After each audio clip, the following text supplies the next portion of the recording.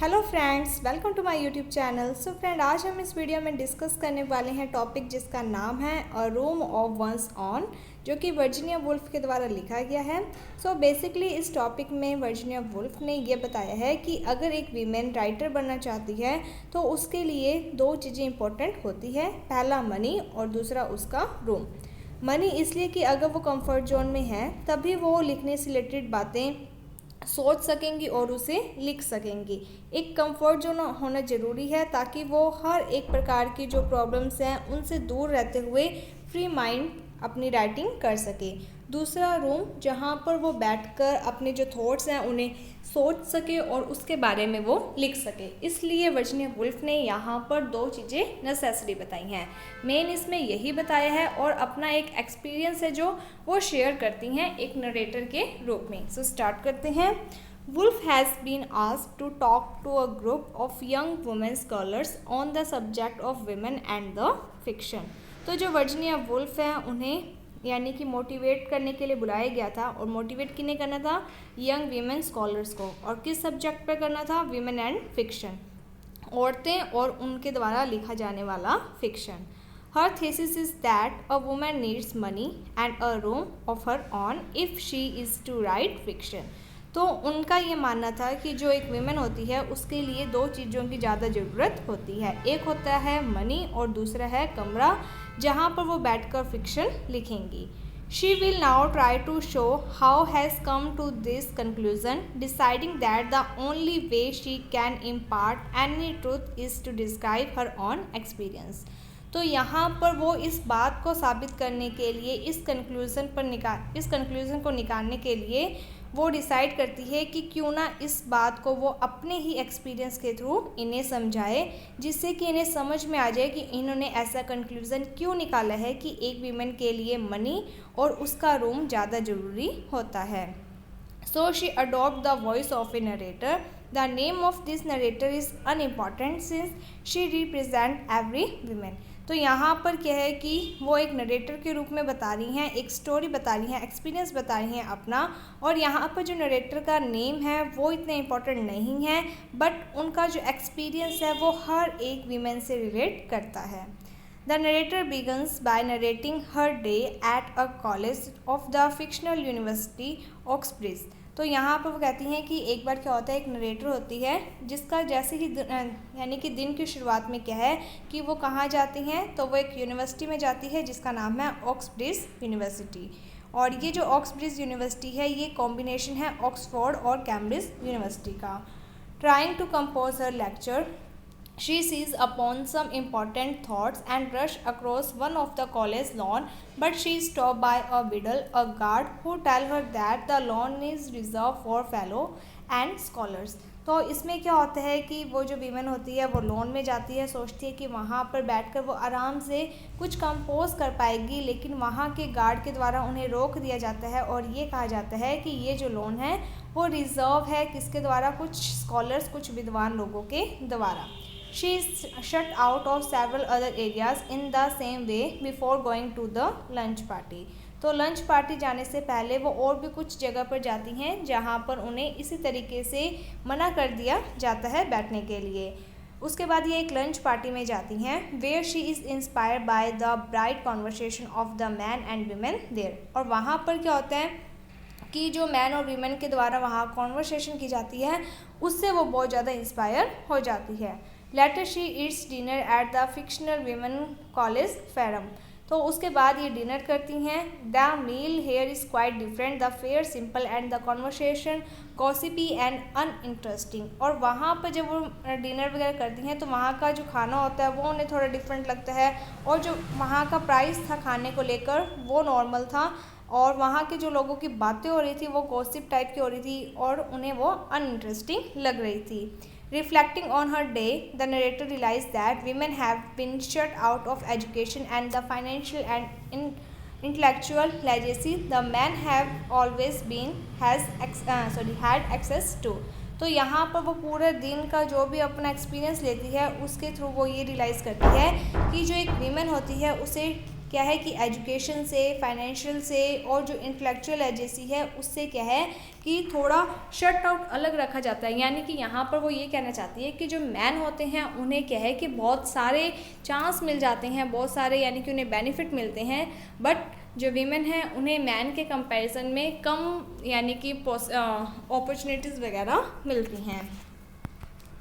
The next day the narrator goes to the British Library and find that it is a masculine institution through and through. उसके बाद क्या होता है कि generator होती है, अगले दिन वो क्या है एक लाइब्रेरी जाती है, ब्रिटिश लाइब्रेरी, और वहाँ पर वो क्या देखती है कि ये तो क्या है एक मस्कुलाइन इंस्टीट्यूशन है।